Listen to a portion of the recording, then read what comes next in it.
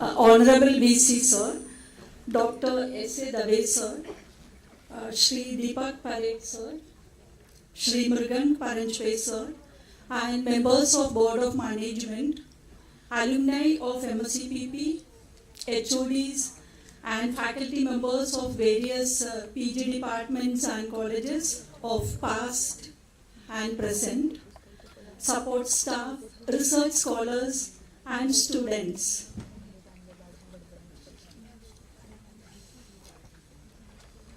As the director of MSCPP, during the occasion when we celebrate the centenary year of the department, I am privileged to address this august gathering.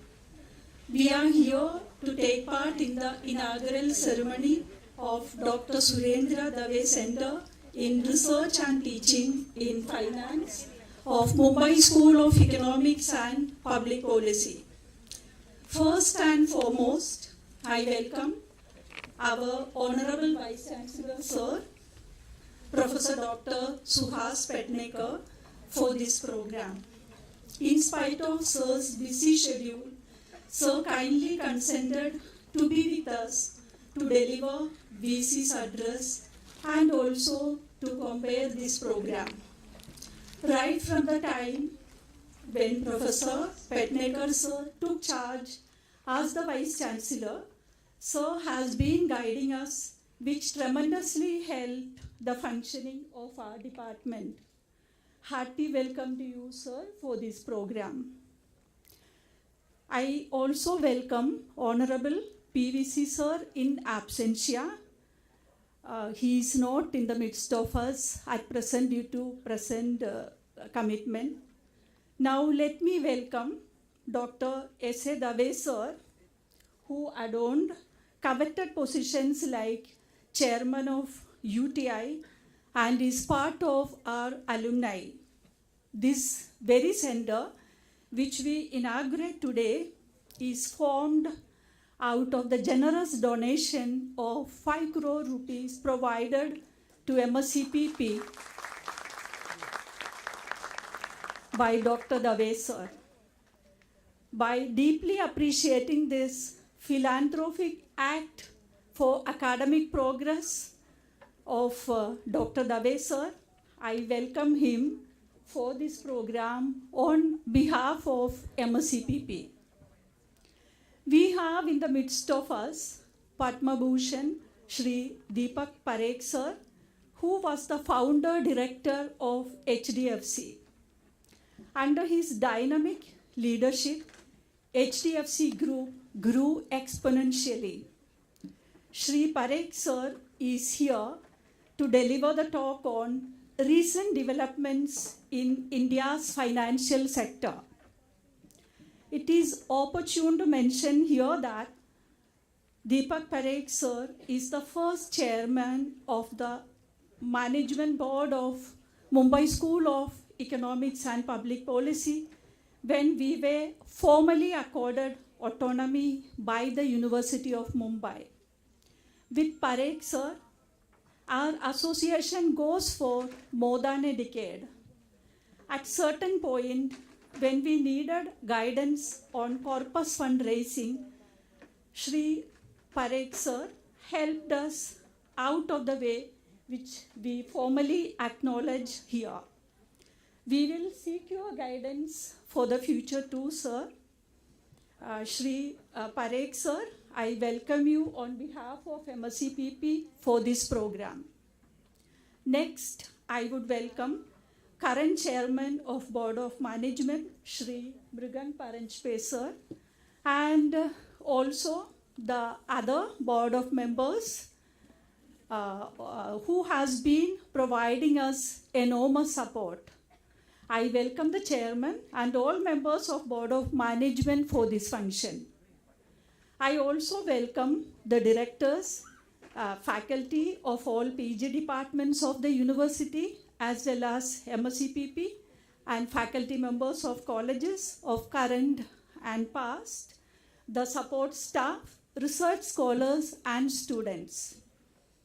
A warm welcome is also extended to our alumni who have been always supportive of us.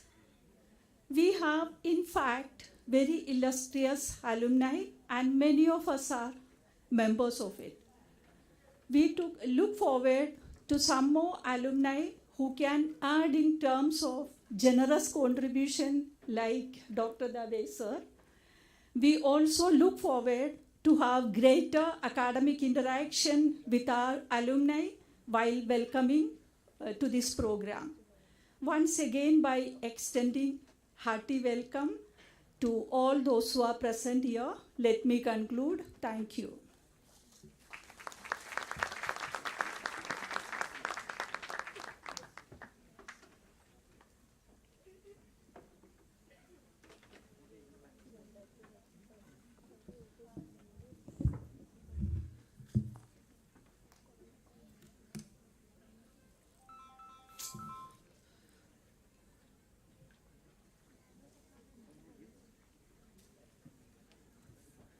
Good morning, everyone. Today is a very special day in the history of our department as we announce the launch of Dr. S.A. Dave Center in Research and Teaching in Finance, a centenary gift to our department given by an esteemed alumnus of ours. And it's an honor for me personally to stand before you as coordinator of this center. Let me take a minute to recount the beginnings. I still vividly remember the day when we launched our centenary celebrations with Professor Eric Maskin, Nobel laureate, in the majestic convocation hall of the Fort campus of the university.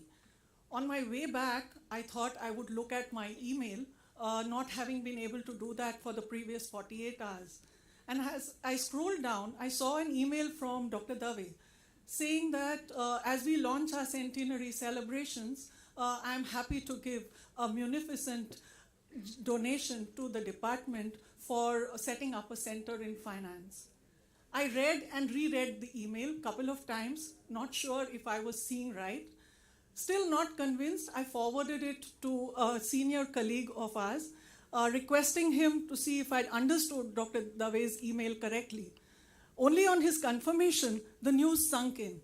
I was overjoyed, but at the same time felt very sad that I had not seen this email a little before, and otherwise we would have been able to make this big announcement on that very day. I immediately called up Dr. Dave and apologized to him for not having seen that day. I once again apologize, sir, for missing that out the other day.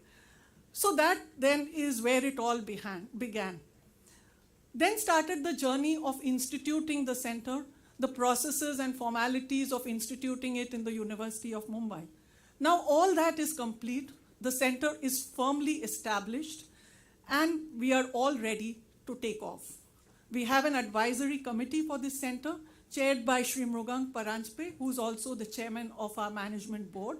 Other members of the committee include Shri Chhajer, who's here with us, Shri Kadle, who's also here with us. We also have the internal members, which is Dr. Dolly Sunny, our director, Professor Swati Raju, and myself. We are today ready to launch the activities of this center with a big bang and have Mr. Deepak Parekh deliver the first talk under this center. Coincidentally, he happens to be when we started off on our journey of autonomy, Mr. Parekh was the first chairman of our management board. Today, yet again, as we make a new beginning, we are very happy to have you with us, Dr. Parekh. The center, we have big dreams for this center. The center will carve out a niche for itself in teaching and research. On the teaching front, we aspire to link closely with industry and produce motivated young professionals equipped with cutting-edge skills, a strong understanding in theory. Enhanced engagement with industry would be with having collaborations with reputed institutions. The X factor that we would like to inculcate in our students, however, is the right attitude and values for them to grow into leaders of tomorrow. On the research front, the center aims at producing an ambience in which research and scholarship will flourish and be on par with the best in the world. To strengthen the research wing of the center, we will be appointing distinguished visiting fellows, postdoctoral fellows, interns. Let me start today's program with a promise to Dr. Dave and to our Honorable Vice Chancellor that this center will grow to meet international standards and become one of the finest centers of finance in our country. We will ensure that it is a center which will make our department and the university proud. Thank you. Let me now request our Honorable Vice Chancellor, Professor Parekh, to make his presidential remarks.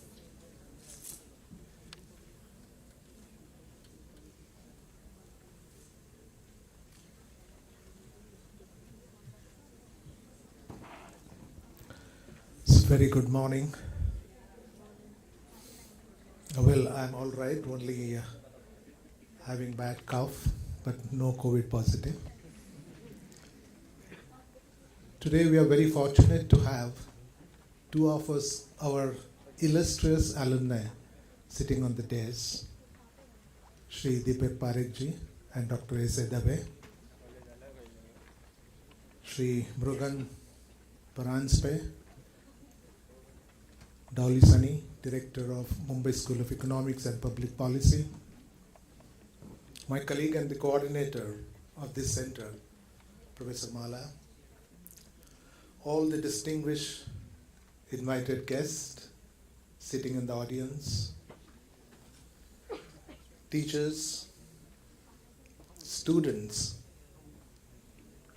Probably after a long time we can see a good number of students, and the particular auditorium is almost overflowing.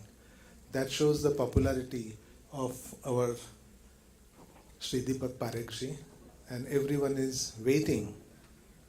And therefore, all of us, in fact, should not be taking more time and give him more time. However, it is a matter of really great pride, the reason why we all are here. And that is, we are establishing one more research center, Dr. S. Dave Center for Research and Teaching Finance.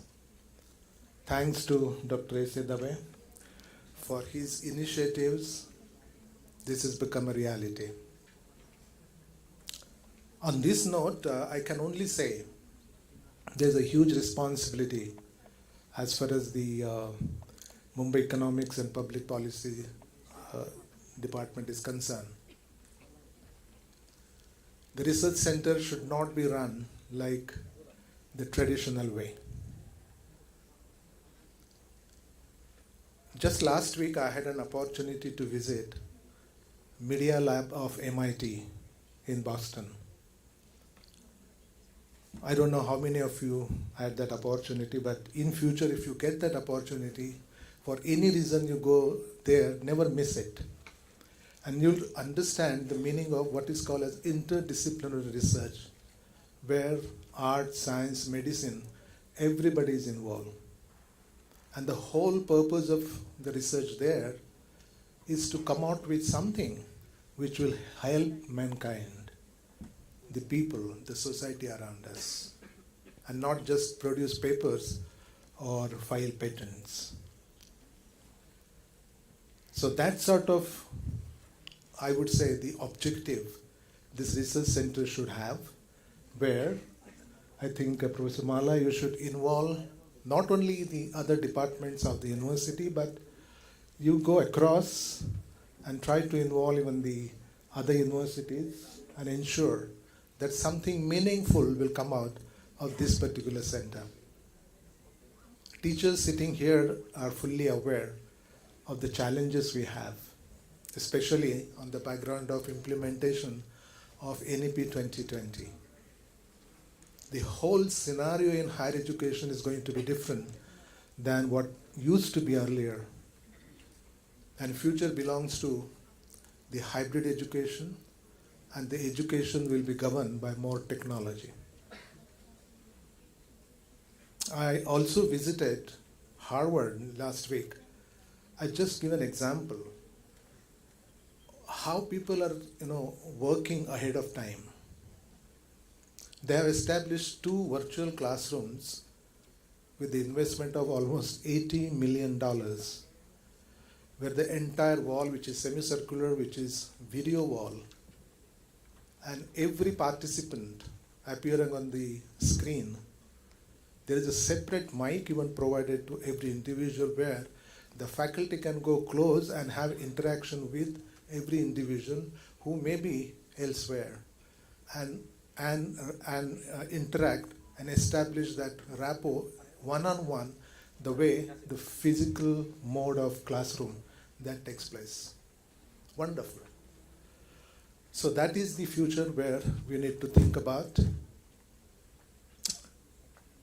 Gamification, another area where I've been to Wharton University, Wharton Business School of Pennsylvania State University. And the way they're introducing gamification in education is something we can't even think of today. We need to understand that as teachers. So we have a lot of opportunities as education in India. Why our students should go abroad for higher education if you can come out with the similar facilities in India, which is, no doubt, it may take some time, but it is not impossible. Well, we all are eagerly awaiting to listen to both our illustrious alumni, Dr. S.A. Dave and Shri Deepak Parekh ji. So without taking too much of time, Professor Mala and Dr. Dolly Sunny, I wish you all the best for the new addition to your department. And you know, one of the oldest departments of university, which is considered as the jewel of a university of department. Last year, they completed 100 years. So it's a real matter of pride. And the Mumbai School of Economics and Public Policy is expected to set examples for others to follow. So wish you all the best. Thank you.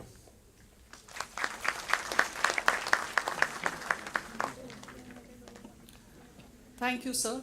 Your words always motivate us and help us raise the bar for ourselves. May I now request we would like to do a small felicitation of our two dignitaries. So I request our students to please hand over the trophy. And our Honorable Vice Chancellor, if you could, sir, do the honors of presenting a trophy of our Rajabai Tower to Dr. Dave.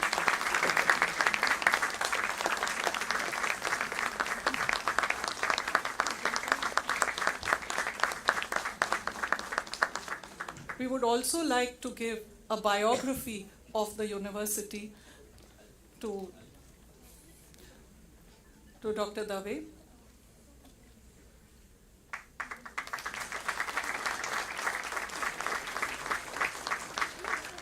Now request the Vice Chancellor, sir, to please give the same trophy, the Rajabai Tower replica to Shri Deepak Parekh.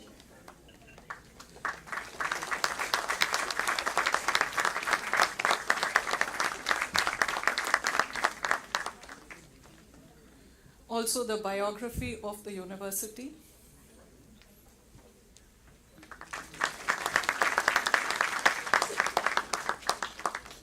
May now request our director of the department to give a small memento on behalf of the department to Dr. Dave.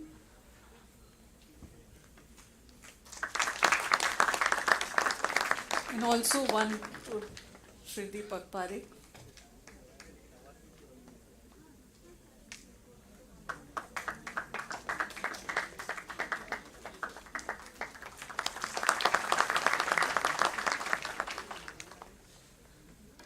Our dignitaries need no formal introduction. Still, I've taken the liberty to request Mrugang Paranspeser to do a small introduction for Dr. Dave and then for Shri Deepak Parekh. So.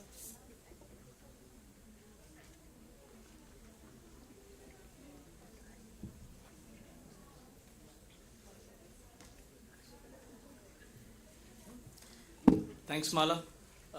In this age of Google, I think it's the easiest task that I have because most of you would know most of what I'm going to say, and I can use as much brevity as I want. But since as we said, we need to do something a little formally. Dave sir is a graduate of economics from this university, which is why he has been so nice and so kind to get this center started for us. He obtained his PhD from University of Mumbai, then did a master's from University of Rochester, and came back to India, started working with RBI, then IDBI. But I think what most of us and any one of us in India who's been in the financial services will always remember Dave sir. There are many more things, but I think he was the first chairman of SEBI. And sir, for having created a world-class regulator, really hats off to you, because today everybody in India is proud of what you have done in terms of creating an institution of that kind. Thereafter, he was chairman of UTI as well, at which time he also started the UTI Bank under his chairmanship. He's been on the boards of many other companies, and I think the only one thing which we want to add is that for all of us who are today, I think in awe of his sort of gift to this university, we would like to mention that he has also given 2 other gifts to our department. In the memory of his wife, Mrs. Sudha Dave, he instituted the Sudha Dave Gold Medal and Cash Prize for the female student who obtains the highest marks in economics in the 2 years master's program of the MSc-PP. He has also instituted the Sudha Dave Merit Scholarship for the top 2 ranking students who joined the master's program at MSc-PP. Sir, we would love to have many, many more alumni who are as distinguished but also are as kind to the university. And without further ado, please, sir, if you could address us. Sir, if you could do it with the mic from there.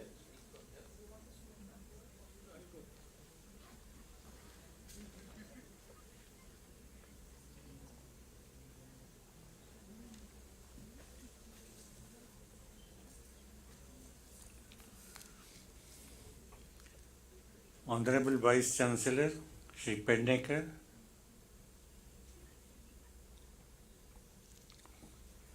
Professor Paranspe, Deepak Parekh, Mala, and Dolly Sunny, and distinguished guests and my student friends. Well, this is a very happy occasion for me for paying my respects and deep sense of gratitude to my alma mater and my previous teachers. Not only they were great scholars, but they were men of very high values, and we learned from them not only the academic part of it, but imbibed in our life what they stood for their values. I would also mention today the names of Professor Dantwala, Professor Lakdawala, and Professor Brahmanand. Then I would also like to pay some respects to my seniors who were present at that time at the university. I met them for the first time, but remained friends till all they passed away. And my 3 friends were, one Professor Krishna Bharadwaj, who taught at JNU later, Professor Sandesara, and Professor Lalit Deshpande. I remember all of them, and I think it was my great fortune that I was interacting with them till they all passed away. They passed away, but their influence still remains with me. So also I would like to pay respects to my 2 fellow students who were with me in Elphinstone College, came to the university along with me. They did their masters, and one, I think Professor Praveen Visaria, I think he did his PhD from Princeton, came here, also taught, and Dr. Madhav Godbole, who went to IAS and I think became the civil servant. I think all of them were great friends, very brilliant in their way, and at the same time great human beings. I think today is the day I remember all of them, and I want to pay my highest respects to all of them. I can talk a lot about all of them, but today I will confine only to Professor Lakdawala, who was my guide. And I would like to mention one other student, I think, Dr. Narottam Shah. He was with me, a junior to me by 1 year, but senior in age by 10 years. I think he came to the university. At the same time, he was working. But he had such a great passion and love for economics that he would do anything, even give up the jobs and borrow money, but he would do that. He passed his MA in a 3rd class, and he almost felt my life is totally shattered, that I can't do any more now of economics. Now his ideal was at that time NBER. I think some of you may know, but some of you may not know, but it was National Bureau of Economic Research. And Professor Koopmans was the director of that. And he had another great regard was Professor Simon Kuznets, who did so much on national income related activities. Now, when he felt that his life is totally shattered, it was Professor Lakdawala who said, okay, you got 3rd class? No problem. I will take you as my student. And he did PhD under Professor Lakdawala. Then his great ambition was to start something like NBER, and he started with Center for Monitoring Indian Economy. I think he started in 76. I think it was more or less picking up, but by 1984 he passed away due to heart attack. And then the problem was who will continue with this and who will run this institution. Otherwise it would have died out. All other employees were very young. Professor Lakdawala again came to the rescue. He said he will come once in a week, toward the end of the last week, and he would, I think, do whatever was needed to publish what was at that time monthly review of Indian economy, which Narottam wanted that it should be on your desk on every 5th of the month. It should not be delayed by that because this is meant for monitoring Indian economy. Professor Lakdawala continued that tradition. He would come in the last week. He would do whatever was necessary, whatever the other people had done, but he would see to it. And for 8 years he did this. And I think if today's Center for Monitoring Indian Economy is in such a sound shape, I think part of the credit goes to Professor Lakdawala and his love for his student. I think so much so I remember that when we offered him that you come by air, at that time he was in Ahmedabad, director of Gujarat Institute of Economic Growth. We offered him that you come by plane and go by plane back. He said, no, I'll come only by train. I think that was the simplicity of the man. He did not want to load the institution with more kind of cost at that point of time. Now that was Professor Lakdawala. The other thing which I wanted to talk about was interaction between academic institutions and the corporate sector. I think this is quite low in our country. The only time the importance was given, first time, to an academic sector was when State Bank of India underwent its reorganization. I think the pressure at that time on Mr. Talwar was to go for McKinsey's. Even government wanted McKinsey's to do it. But Talwar said no. I will do with our Indian professors only. And he went to IIM, talked to Ravi Mathai, and ultimately I think he borrowed the services of Professor Ishwar Dayal and S.K. Bhattacharya, and the State Bank's reorganization took place on their recommendation. And the product was such that I remember one of the bank chairmen told me that even if a monkey were to come as a chairman of State Bank of India will run very efficiently. That was the nature of a reorganization which our Indian professors did at that time. That's why I somehow feel that the interaction between universities and the corporate world is not of that high standard today. It is not there, virtually it is not there at all. Let me put it that way, I think. Today, if you find, I think some of the nice books are written about current events or things, these are all done by journalists. And one particular journalist I would like to name and I would like to praise him. Not that he is not doing that good job, but Tamal Bandyopadhyay. He has done 2, I think, books on HDFC Bank, and a book on our banking system of it.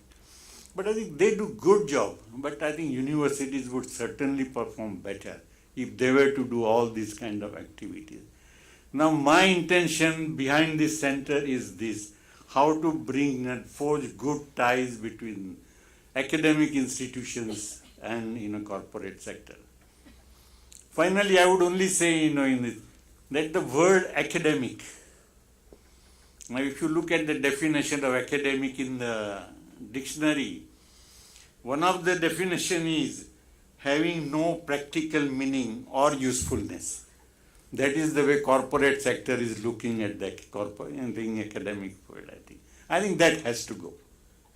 And I think if you look at the one other definition of academic, in fact, which comes if you list the various definitions, this corporate definition comes last. I think it must have been added later because I think corporate sector started talking about academic in a different way.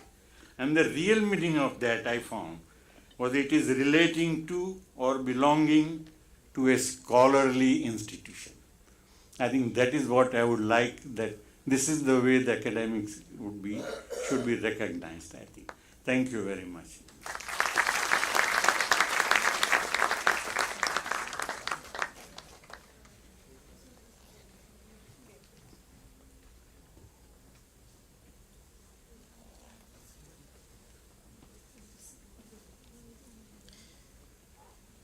Thank you so much, Davesh sir. By now you would have guessed why I have taken up the easiest job, because that's so easy to do. And in the next time it's even easier. I promised Deepak ji that I will not say more than 2 sentences. The first one is over. And the second one, sir, is that I've been trying to think of who was the inspiration for this Hindi dialogue saying, "Sirf naam hi kafi hai." Deepak Parekh ji, please.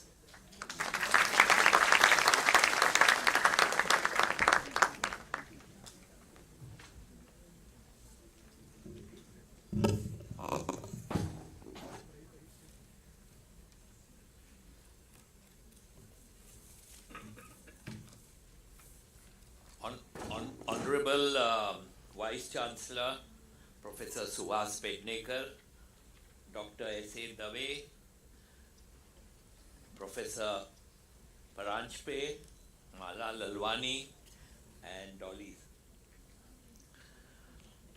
Faculty members of the Mumbai School of Economics and Public Policy, dear students, ladies and gentlemen. Good morning and thank you, Vice Chancellor, Honorable Vice Chancellor, for inviting me to be a part of this wonderful initiative by a wonderful colleague and a wonderful friend. I can't even count back how many years I have known Dr. Dave. Our work brought us together ever so often. From the early days when Dr. Dave was in IDBI, SEBI, UTI, and then after that, Dr. Dave joined the board of HDFC Limited as an independent director, and he was associated with us for 27 long years, where we used his wisdom to develop and grow HDFC and the group companies. Dr. Dave has to be admired for this rich and vast experience across the financial sector. Yet what I truly appreciate about him is his desire to give back. As a proud alumni of the University of Mumbai, his act today is an acknowledgement that it is this educational institution, this Mumbai University educational institution, that provided him the foundation upon which he went on to build an illustrious career. it is true that very few individuals feel an obligation or acknowledge the role the education played in shaping their careers in India. This philosophy of learn, earn, and return to one's alma mater still needs to gain traction in India. Dr. Dave's endowment for the Center for Research and Teaching in Finance is about a vision to create a stronger future for students. The youth of today are the leaders of tomorrow. It is also about recognizing the importance of constantly upgrading skills pertaining to teaching and research so as to be better equipped to respond meaningfully to a rapidly changing financial world. To my mind, and Dr. Dave stressed about it earlier, I did not know he was going to say the same thing, that academia and industry both need to work a lot more closely with each other. And we don't see it happening as of now, especially in the area of research and skill development. Congratulations to all that have worked towards establishing the S.A. Dave Center for Research and Teaching in Finance. I wish this endeavor, Mala, under your leadership, all the success. I was requested to share my views on the financial sector in India. As you all know, the financial sector is the backbone of any economy. Let me first start with the global landscape to place in context where India currently stands. What impacts the global ecosystem directly affects the financial sector. Suffice to say that the global economy, the global ecosystem economy is entangled in a mesh of complexity and contradicting focus. For instance, is globalization being abandoned in favor of rising protectionism and self-reliance? Is friendshoring healthy for global economy, or will it give rise to further protectionism? When I say friendshoring, it is really aligning with trusted political partners to lower the risks of supply chain disruptions. What is the economic cost of rising geopolitical conflicts? What is the long-term impact of the current cost of living crisis, which we see all around? Who owns the financial data? Who regulates data? What is the value of data? And what are the economics of protecting data at a political level, at a business level, and at a personal level? What is the cost of delivering a net zero economy? Where is the pivot of global growth in the shifting new world order? Now, I could go on with asking many more questions. These are pressing issues confronting us today, and the truth is that there are still many unanswered questions. This is exactly why we need more unbiased, apolitical, and independent research and learning platforms. Equally important to ensure that India has a strong pipeline of talent in the financial sector. Our students need to be taught to answer these questions and question the answers. Today, the key reason why we are struggling with answers is because we are living in a continuous state of unpredictability. Take, for instance, at the beginning of this year, most had forecast a strong global economic rebound after 2 scathing years of the pandemic around the world. Yet by mid-2022, mid-calendar year 2022, the IMF has downgraded the global GDP growth rate by 40 basis points to 3.2% for 2022, for the current year.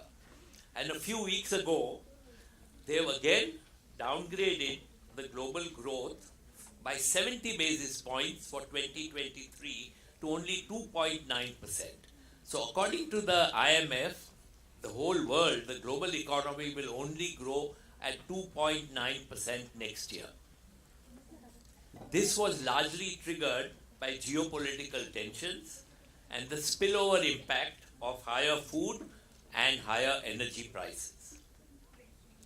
Inflation is at a 40-year high in advanced economies, while the latest US inflation eased a bit to 8.5% for the UK and US, UK and the EU.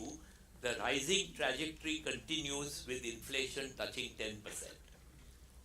So as a departure from earlier trends, inflation in India, though above the RBI comfort zone, is lower than that of all the advanced economies. Most central banks around the world have front-loaded their monetary policy reforms with sharp increase in interest rates to battle inflation. Recently, commodity prices have come off highs, which should be good for inflation. But the reason why commodity prices have come down and fallen, which again we were talking in the room before we came here, is because growing concerns around the world of a global recession which could reduce the demand for commodities. Equity markets have also reacted to recession worries, especially with the US having 2 consecutive negative GDP growth, 2 quarters of US as a negative GDP growth rate. Yet, if you see on the other hand, that's the reason I said it's contrary and unpredictability. On the other hand, to decipher is the US labor market is still too strong to suggest the economy is heading for a full-blown recession. No economy in recession adds 500,000 new jobs in a single month, which is what the US has done last month. Now, if one looks at the equity markets, one does ponder why markets get nervous one day and bullish the next day. This is because these markets are reacting to varying and sometimes contrary economic signals and data. Needless to add, escalating geopolitical tensions, now beyond the realm of Russia-Ukraine conflict, are also stress factors. Communication from key central banks play a big role in the overall global market sentiment. The million-dollar question is whether aggressive policy rate increases will begin to taper or if more rate hikes are needed to tame the inflation. Most emerging markets, and we are one of the largest emerging markets with China, have borne the brunt with outflows in debt and equity, which in turn have adversely impacted our currency markets. If you take from March 22 till now, portfolio investors, which are the foreign institutional investors, have withdrawn $40 billion from emerging market economies, while India saw an outflow of only $8 billion during this period. So the other emerging markets where the foreign institutions have removed money is predominantly China, Russia, Brazil, South Africa, Indonesia. These are some of the other emerging economies. Yet for India and for us, what has been good is that in July and August, we have seen a return of capital inflows to the tune of $6 billion. So the tide is changing according to me so far as we are concerned, because global money has to find some place to invest. We are a large economy, we have a large equity market, entry and exit is easy, and so it is attractive for foreign pension funds and foreign fund managers. So we really stand out from others. Major emerging markets like China and Russia have, for different reasons, fallen out of favor with the foreign investors. Many fund managers have alluded to me to the fact that India is likely to receive an increased share of emerging markets funds, which is now being reallocated to different countries. Why is this happening? This is happening because foreign investors strongly acknowledge India's future growth prospects. We all know that today India is among the fastest growing major economies in the world. A softening of crude, a softening of commodity prices work tremendously in favor for us in India, since we import 85% of our crude requirements. Last month, the Indian rupee performed much better than most emerging market currencies, despite the dollar appreciation. And lastly, overall corporate earnings have performed well, largely driven by higher earnings from the banking, insurance and financial services sector, the energy sector and the FMCG sector. So while the global narrative, economic narrative is often entangled, incomprehensible and non-linear, the long-term India narrative is emerging as one of the growth and with immense potential. And you young students, you are the future. For you, it must be very exciting. Like, someone told me the other day, we are in the departure lounge. I'd never heard that before, but they say we are at this age, we are in the departure lounge. At this juncture, India is strong and exciting micro story against a backdrop of an uncertain global macro environment. So we have a strong micro and the globally macro is weak. India is not decoupled from the world, but for certain it is on a different growth trajectory and opportunities need to be seized. For us to maximize our growth potential, what is needed? We need to fire on all 4 cylinders of growth. The 4 cylinders of growth are domestic consumption, private investment, exports, and government spending. So as far as the Indian financial sector is concerned, to my mind, the most critical issue is the need to deepen the penetration of financial markets. We have not yet scratched the surface, although the financial sector is known to be doing very well and is growing, but there's penetration levels up. We've barely scratched the surface. Take for instance consumer credit. When you buy some car or vehicle or 2-wheelers or whatever, India's consumer credit to GDP is at 37% and is amongst the lowest for a large economy. In US, consumer credit to GDP is 80%. In China, it is 62%, and India, it is still 37%. Take mortgage to GDP. In India, the ratio is 11%. In China, it is 18%. In UK and Europe, it is in 70s and 80s. Take insurance penetration. We are at 4.2% of GDP. UK, it is 11%, and the global average is 7%. The most startling figure is our mutual fund penetration. Our mutual fund penetration, and Dr. Dave was the first, I think, the earlier chairman of UTI. Mutual fund penetration is 17% of GDP. The global average is 75. Global average, which includes developing economies also. So there is, what does all this mean? This means that our markets have potential to grow manifold. Manifold. Unlike saturated markets where there is no cause for growth. And the developed economies have saturated markets. So there is difficulty to grow further there. One of the most significant reforms in the Indian financial sector to date has been the coming together of what we call the JAM Trinity. The large scale up of Jan Dhan accounts, the Aadhaar cards, and the mobile numbers. This combination gave the much needed thrust for financial inclusion. To deepen the financial sector, we need to keep building on this JAM Trinity. Another clear winner for us in India has been the strides we have made through the Unified Payments Interface, UPI. As this has revolutionized the payment industry and has made the world take note of our financial and IT capabilities. So when one looks at developing the financial system further as a country, we need more viable solutions for long-term funding of long-term infrastructure. How do you fund the new Mumbai airport, which is many, many miles away from here, but it requires thousands of crores?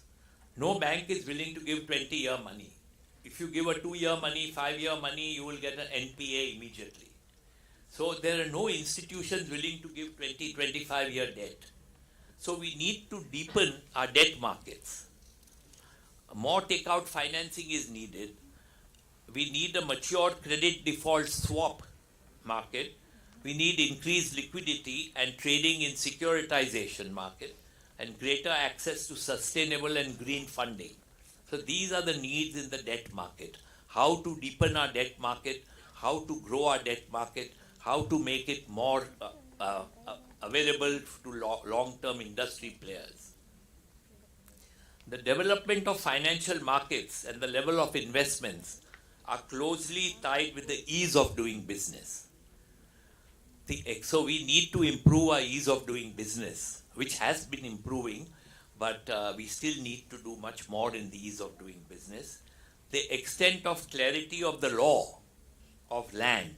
Law of the land should be black or white and not grey. And the efficiency of resolution and arbitration mechanisms. Again, our judicial system takes too long, and arbitration also, every project gets into arbitration dispute and it takes years and years to get solved.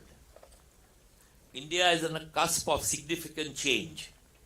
We have a rising middle class with strong aspirations. We are a domestic-driven, consumer-driven economy.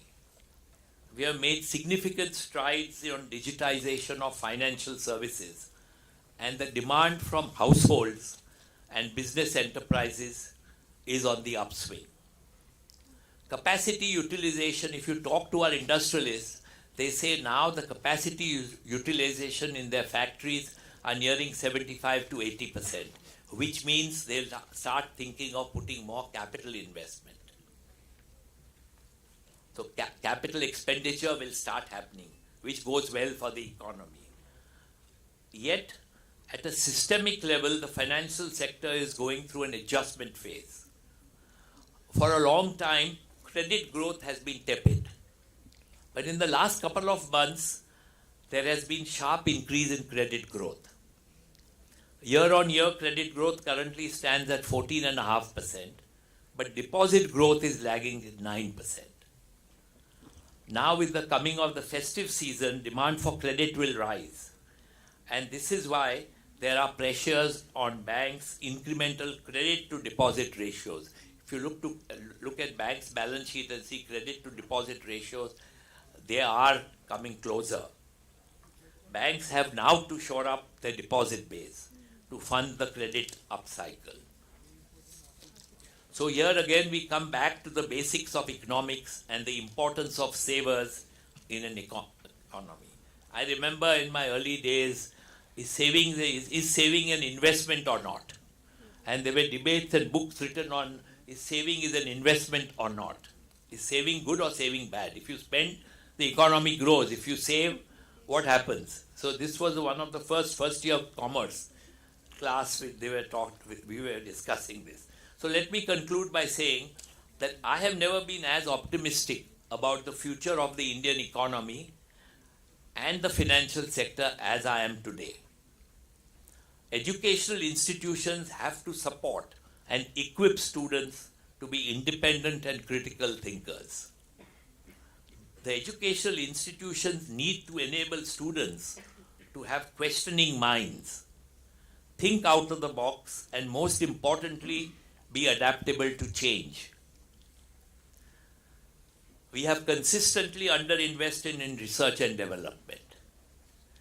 Being amongst the large economies, the country can no longer afford to ignore research and development.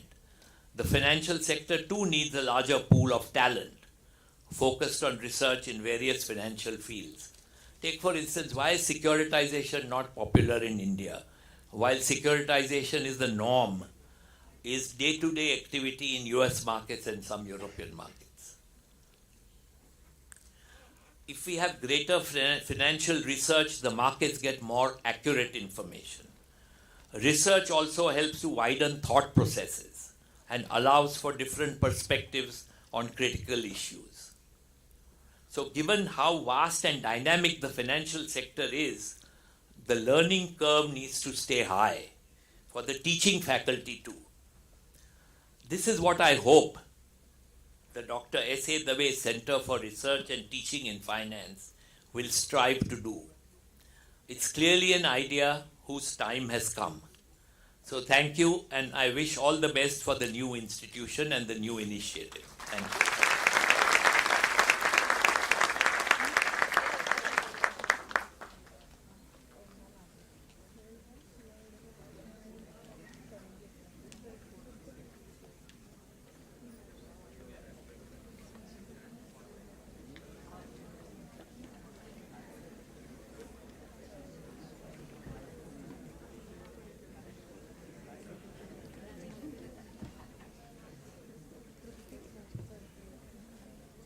you. Thank you, Mr. Parekh. It's been a fascinating program. Time just flew by. Apart from the great insights into the topic itself, it was a great lesson into how some complex issues can be put across so effectively. Cannot thank you enough, Mr. Parekh, for having accepted our invitation and delivered this. We now know why it is said that when Mr. Parekh speaks, India listens. Thank you so much. Thank you to Dr. Dave for reposing this trust in our department, giving us this wonderful gift of the center. We assure our Honorable Vice Chancellor that we will do everything within our capacity to see that the center grows from strength to strength. The industry-academia connect that you speak of is the thrust behind this, and we will keep that in mind at every step as we move forward. The Honorable Vice Chancellor is our own, so I will refrain from officially thanking him. But I take this opportunity to recount that in the process of completing the formalities of this center, I have often messaged him at unearthly hours, called sometimes, and like a bad penny kept turning up in his office every now and then. Every time I have been heard, and every effort has been taken to resolve the issues which are there. I cannot thank you enough, sir, for the confidence that you have always reposed in me and for entrusting me with this big responsibility. Also, I would be failing to thank him for taking time out, officially rescheduling, and despite not feeling too well, being here with us to spend the special morning. Needless to say that any program of this stature requires a lot of work behind the scenes. Sincere thanks to all my friends and colleagues and office staff of the department who helped to make this happen.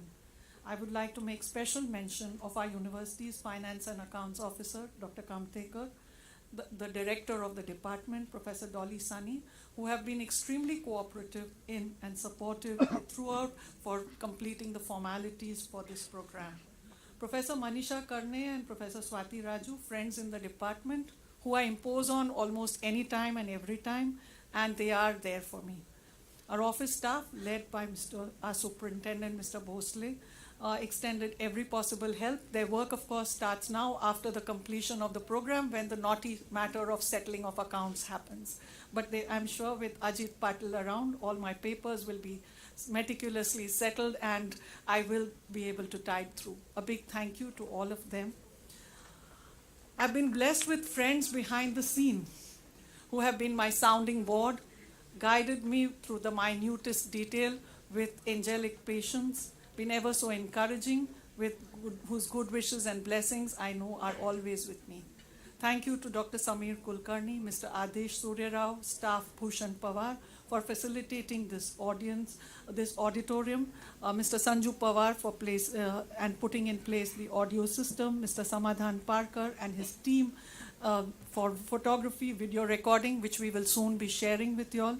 for the director of the University Computer Center, Mr. Deshmukh, and his team, Mr. Siddhesh and Prasad, for internet facilities, and Dr. Sunil Patil, of course, for helping us with the Rajabai Tower replica, which we so proudly presented to our distinguished guests. I also need to thank Mr. Prakash and Mr. Mahesh of Sakshi Caterers, who have tolerated all my nitpicking, last-minute flutters that I have had with all the snacks which are available for you as you leave. Students should pick up their snack boxes on the way out. And the others are, of course, invited to join us in the guest room. Finally, the success of any program can be gauged by its audience. And by that count, I can say today, very satisfied that our program has been a resounding success. Could not thank the students here, the college teachers and principals who have accepted our call and have sent you all here with this overflowing audience of this auditorium.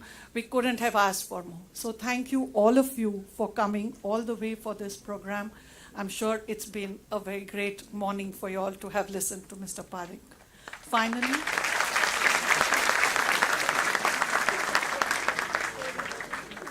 so we were initially worried about the capacity of the auditorium, but I was very sure that with Mr. Deepak Parekh here, we would be able to make it.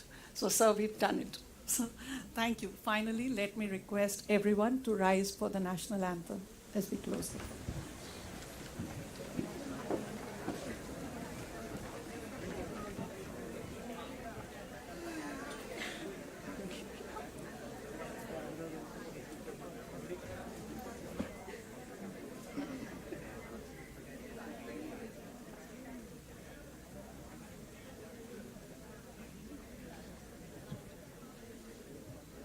He's doing it.